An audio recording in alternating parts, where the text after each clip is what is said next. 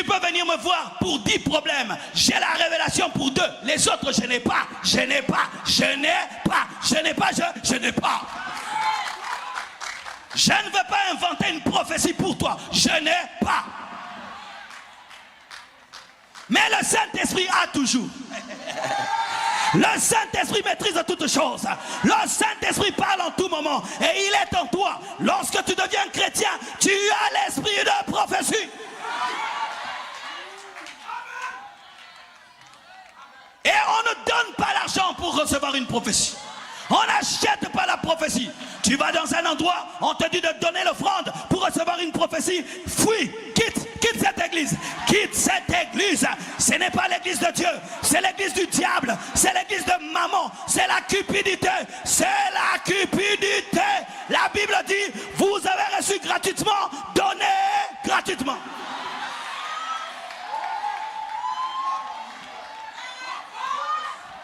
Prophète, toi qui vends les prophéties, je te pose cette question, tu as acheté à combien?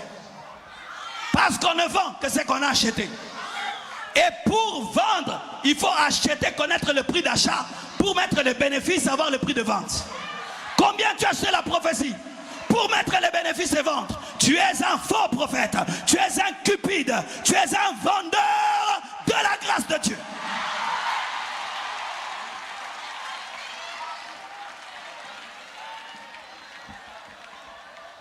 C'est dommage. Aujourd'hui, vous avez des béquilles. Vous écoutez Dieu par les hommes et pas par vous-même. Au lieu de prier 3 heures du temps jusqu'à ce que Dieu te parle. Non, tu causes toute la journée et le pasteur me dira, je te dirai rien. Je te dirai rien, je te dirai rien. J'ai rien à te dire. Voici ta prophétie, va prier. Dieu a dit quoi? Dieu a dit va prier. Dieu a dit va le chercher. Dieu a dit répands-toi, va les chercher. Dieu a dit tu es idolâtre, tu es bébé spirituel et tu as des biberons spirituels et des couches spirituelles.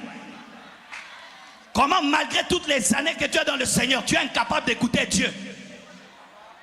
5 ans dans le Seigneur, tu ne peux pas prier et tu connais la volonté de Dieu. Il faut que toujours quelqu'un puisse te dire ce que Dieu veut. Tu es un bébé.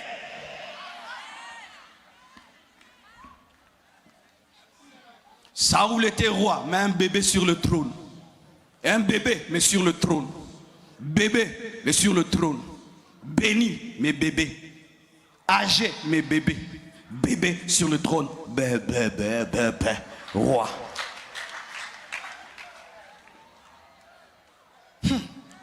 Comment un tel homme peut aller chercher une femme qui invoque les démons?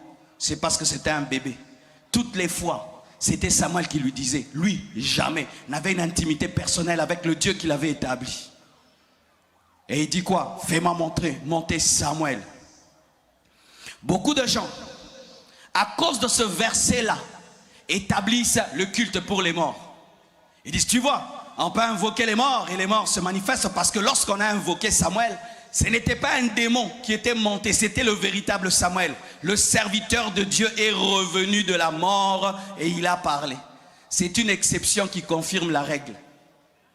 Qu'il ne faut pas invoquer les morts. Pourquoi? Lorsque Samuel est venu, il a dit quoi? Pourquoi tu as dérangé mon repos? Donc c'était interdit. Et quand il est venu, il les avait bénis. Il a maudit Saoul. Il a dit, toi et ton fils aujourd'hui, vous allez me rejoindre. Pour dire quoi? Il ne faut pas déranger les morts. Arrêtez de déranger les morts. Arrêtez de parler aux morts. Arrêtez de parler à vos parents qui sont morts. Arrêtez de parler à vos parents qui sont morts. Arrêtez d'aller au cimetière où vous parlez aux morts. C'est démoniaque, c'est démoniaque, c'est démoniaque, c'est démoniaque, c'est démoniaque, c'est démoniaque. On ne parle pas aux morts, on ne parle pas aux parents qui sont morts.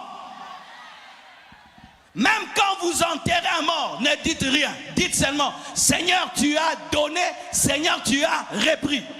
Mais ne dites pas, papa, là où tu vas, souviens-toi de nous, hein? Papa, vraiment protège-nous. Ce n'est pas la parole, il ne va pas te protéger. On ne prie pas les morts. On ne prie pas même un mort qui était saint, qui craignait Dieu. On ne prie pas Paul. On ne prie pas Marie, on ne prie pas Jean, on ne prie pas les